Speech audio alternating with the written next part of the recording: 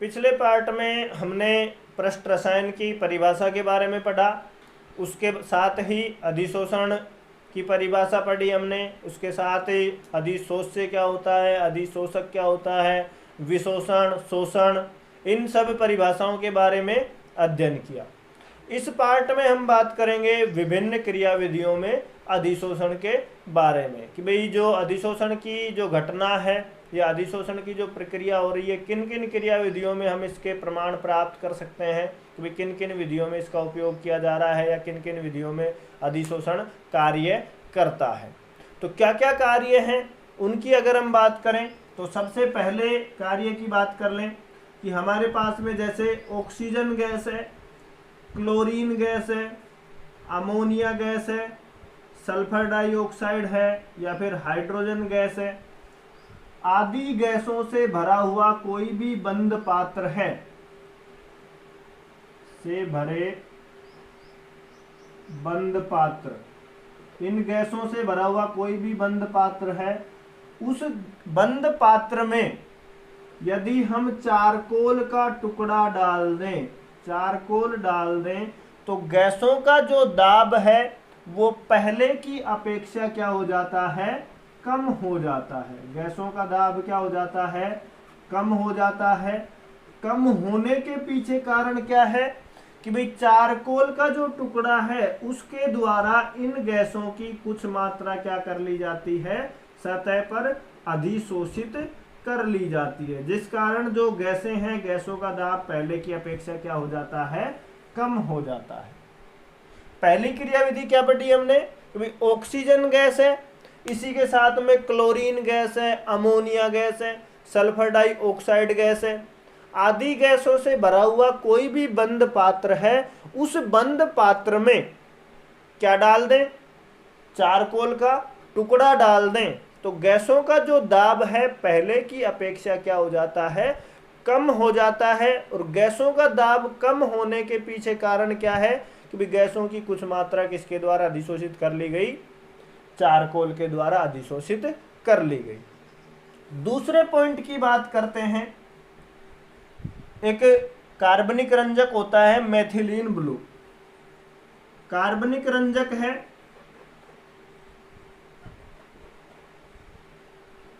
Methylene blue, रंगीन होता है।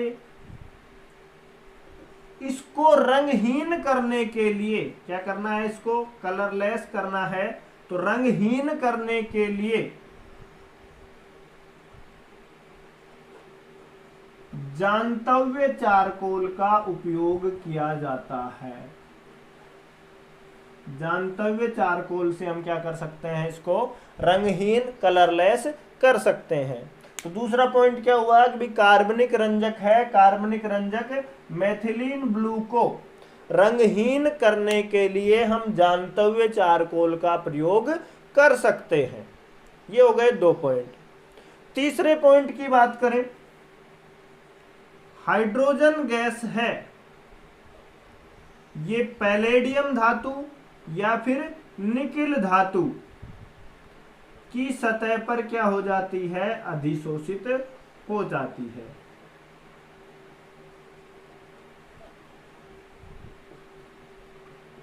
हाइड्रोजन गैस को यदि हम पैलेडियम धातु के संपर्क में लेके आए या फिर निकिल धातु के संपर्क में लेकर के आए, तो ये हाइड्रोजन गैस पैलेडियम या निकिल धातु की सतह पर अधिशोषित हो जाती है। ये हो गया तीसरा पॉइंट, तीसरी कार्यविधि। उसके बाद में चौथे पॉइंट की बात करें, वायुमंडल के अंदर या फिर वायु में से नमी को सोखना है, तो उसके लिए हम प्रयोग करते हैं सिलिका जेल का। वायु में नमी या जलवाष्प को सोखने के लिए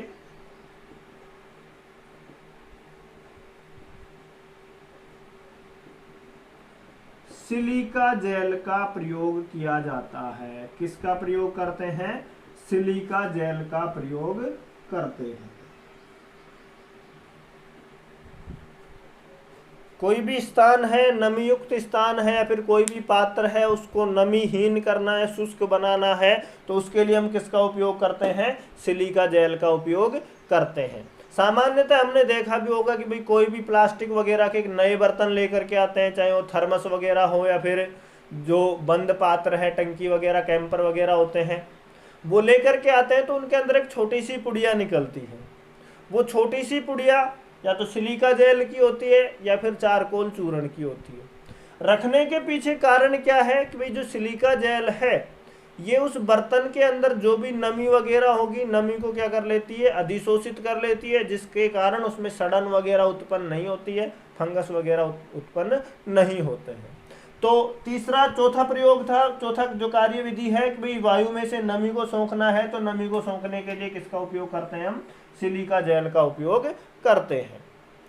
इसी प्रकार पांचवें पॉइंट की बात करें, शर्करा का जो विलयन है, शर्करा होती है शुरुआत में जब बनाते हैं तो रंगीन होती है, कलर युक्त तो होती है।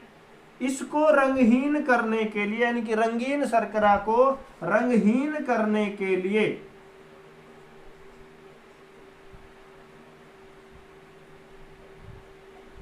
इसको जांतव्य चारकोल की परतों में से गुजारा जाता है। किसकी परतों में से गुजारा जाता है?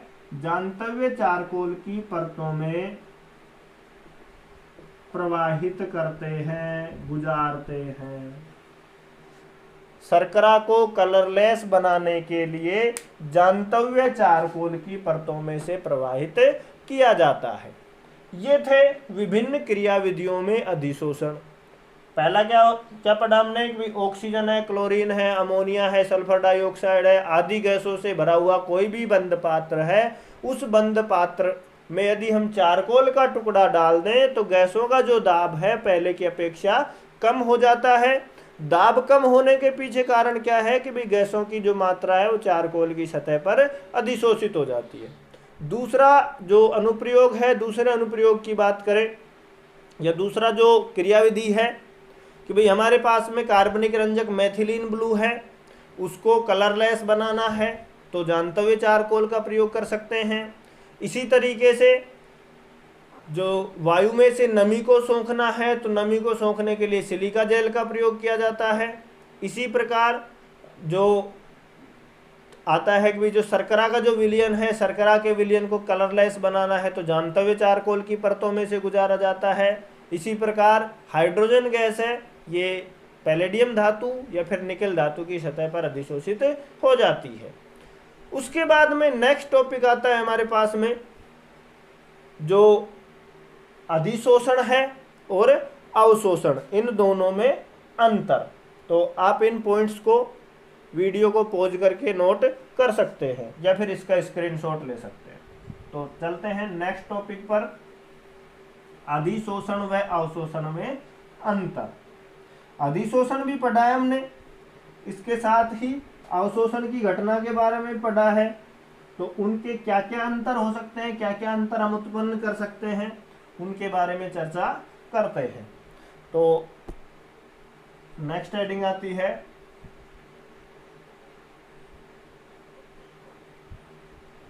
अधिशोषण व अवशोषण में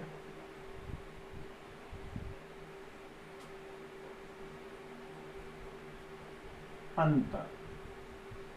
दो पार्ट बना लेते हैं, एक साइड अधिशोषण और दूसरी तरफ अवशोषण।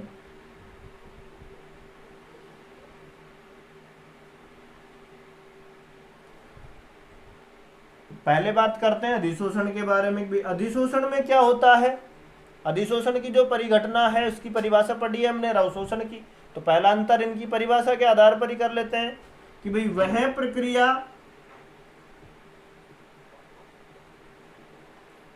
जिसमें कोई भी पदार्थ हो सकता है, किसी दूसरे पदार्थ, किसी अन्य पदार्थ से मतलब है कि सतह पर, अधिशोषक सतह पर किसी अन्य पदार्थ की सतह पर अधिशोषित होता है।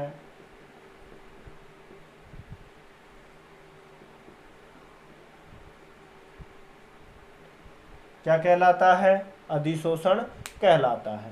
भाई प्रक्रिया हो रही है, कार्य हो रहा है, तो इसमें क्या होगा, कोई भी पदार्थ हो सकता है, वो पदार्थ किसी दूसरे पदार्थ यानी कि अधिशोषक की सतह पर क्या होता है, अधिशोषित होता है। केवल अधिशोषक की सतह पर क्या होता है, अधिशोषित होता है। वो तो क्या कहलाता है, अधिशोषण। तो भाई कोई पदार्थ से मतलब क्या बोल सकते हैं, अधिशोष्य के कण हो सकते हैं, अधिशोष्य बोलते हैं इसको, जो सतह पर चिपकने के लिए जाता है।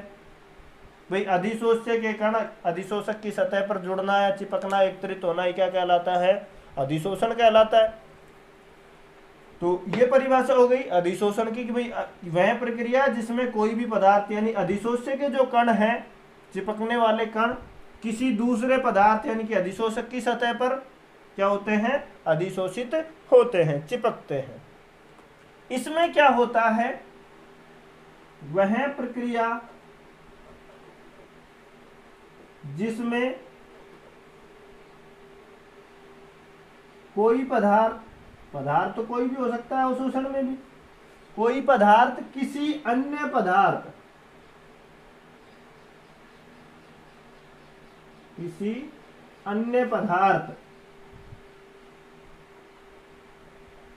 के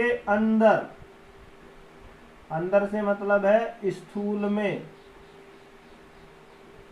आंतरिक भाग में समान रूप से वितरित रहता है।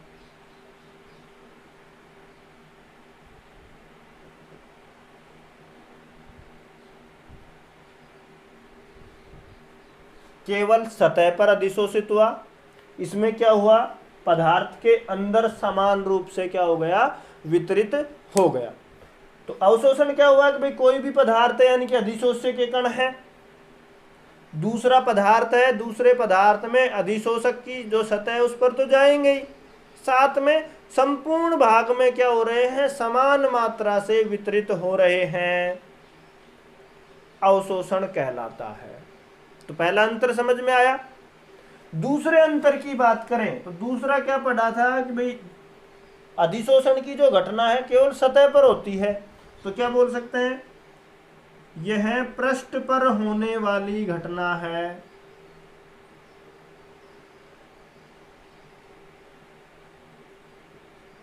यानी कि ये केवल क्या होती है, सतह पर ही होती है।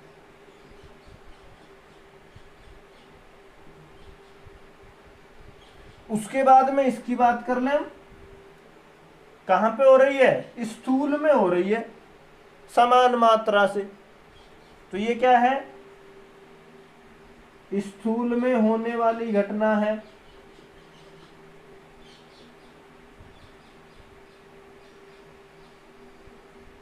कि भाई पदार्थ कोई भी मटेरियल है, उस पदार्थ में क्या होती है, संपूर्ण पदार्थ में होती है। तो क्या बोल सकते हैं कि भाई यह क्या है, स्थूल में होने वाली प्रक्रिया है, स्थूल में होने वाली घटना है जो कि संपूर्ण पदार्थ में होती है।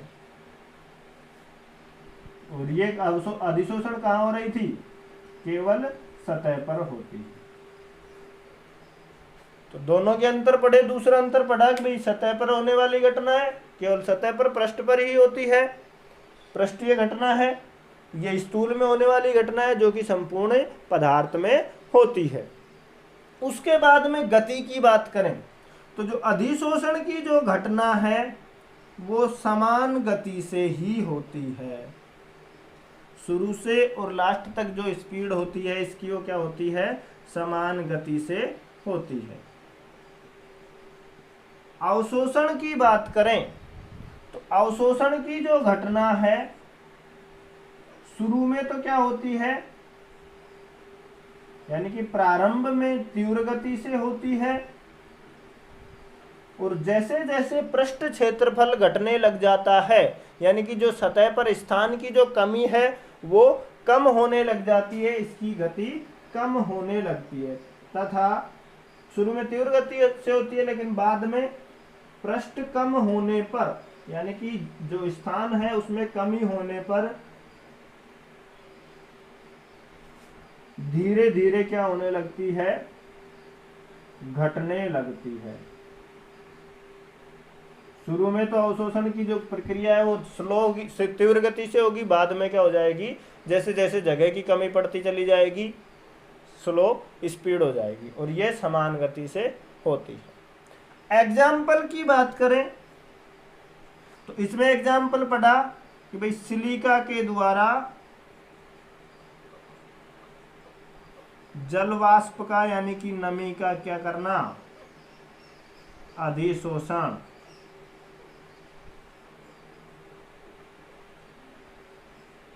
और इसका एग्जाम्पल निर्जल कैल्शियम क्लोराइड है, निर्जल CaCl2 द्वारा जल वाष्प का अवशोषण, ये इसका एग्जाम्पल हो गया। डायग्राम की अगर हम बात करें तो एक प्रयोग किया गया। प्रयोग में क्या क्या किया गया कि भाई एक पात्र लिया गया और उस पात्र में क्या किया, दो पात्र लिए, एक में तो क्या रख दिया गया, सिलिका जेल टांग दिया गया, पात्र में नमी उपस्थित थी, और दूसरा जो पात्र था, दूसरे पात्र में भी सेम उतनी नमी थी, उसमें क्या टांग दिया गया, निर्जल कैल्शियम क्लोराइड टांग दिया गया।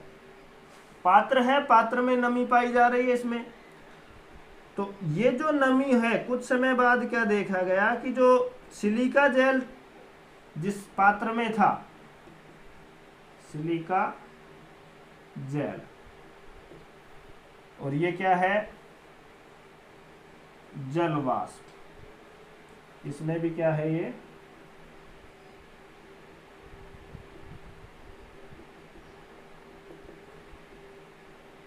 जल वाष्प। तो क्या देखा गया, ये हो गया सिलिका जेल, सॉरी निर्जल कैल्शियम क्लोराइड। इसकी अगर हम बात करें तो इसमें क्या देखा गया कि भाई जो जलवाष्प के कण थे केवल क्या हुए, सतह पर ही एकत्रित हुए, सतह पर ही अधिशोषित हुई। तो ये तो क्या हो गई, अधिशोषण की घटना हो गई। इसकी बात करें सिलिका जेल की,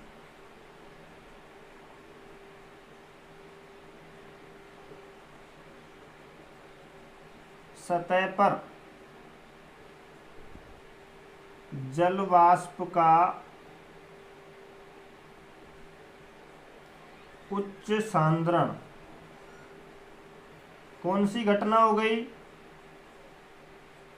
अधिशोषण की घटना।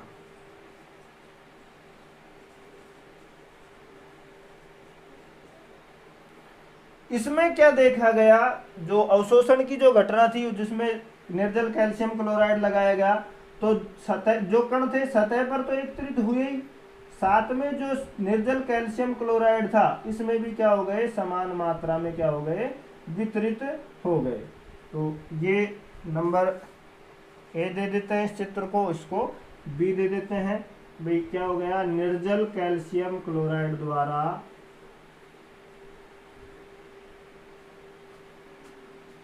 या जल वाष्प का अवशोषण।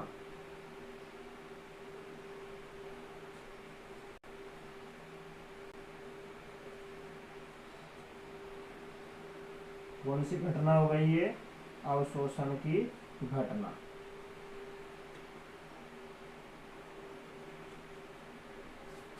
तो इस तरीके से इनका क्या किया गया, जो कैल्शियम क्लोराइड है, निर्जल कैल्शियम क्लोराइड है, इसके जो जलवाष्प का अवशोषण कहाँ हो रहा है, निर्जल कैल्शियम क्लोराइड में स्थूल भाग में, यानी कि निर्जल कैल्शियम क्लोराइड के स्थूल में जलवाष्प का अवशोषण। तो इस तरीके से प्रयोग किया गया। तो उम्मीद करता हूँ अधिशोषण व अवशोषण में जो अंतर थे वो आपको समझ में आए होंगे। क्या क्या अंतर पड़े, अधिशोषण केवल वह प्रक्रिया जिसमें कोई भी एक पदार्थ है दूसरे पदार्थ यानी कि अधिशोषक की सतह पर क्या होता है, अधिशोषित होता है, वो तो क्या कहलाता है, अधिशोषण। इसकी बात करें तो इसमें कोई भी एक पदार्थ है किसी दूसरे पदार्थ के अंदर यानी कि स्थूल में समान मात्रा से वितरित होता है। दूसरा अंतर क्या पढ़ा कि भाई अधिशोषण है केवल सतह पर होने वाली घटना है, पृष्ठ पर होने वाली घटना है केवल सतह पर ही होती है। अवशोषण है स्थूल में होने वाली घटना है जो संपूर्ण पदार्थ में संपन्न होती है। तीसरा पढ़ा कि भाई ये शुरू से और लास्ट तक समान गति से चलता है अधिशोषण, और अवशोषण शुरू में तो तीव्र गति से होता है लेकिन जैसे जैसे जगह में कमी आती है, पृष्ठ जो क्षेत्रफल है उसमें कमी आती है, जो ये घटनाएं धीरे धीरे क्या होने लगती है, कम होने लगती है। एग्जाम्पल, सिलिका जेल के द्वारा जलवाष्प का अवशोषण प्रयोग किया गया कि भाई एक नमी युक्त पात्र लेकर के उसमें सिलिका जेल लटकाई गई तो क्या देखा गया कि भाई जो जलवाष्प की जो बूंदें थी या नमी थी वो केवल सतह पर ही अधिशोषित हुई। इसमें क्या किया गया कि भाई निर्जल कैल्शियम क्लोराइड है, सेम नमी वाला पात्र लिया गया, उसमें निर्जल कैल्शियम क्लोराइड लटकाया गया तो क्या देखा गया कि भाई जो नमी के कण थे बाहरी सतह पर तो अधिशोषित हुए ही, साथ में आंतरिक सतह पर भी अधिशोषित हुए। तो ये थे हमारे पास में अधिशोषण व अवशोषण में अंतर। वीडियो को पॉज करके आप इसको नोट कर सकते हैं या फिर स्क्रीनशॉट ले सकते हैं।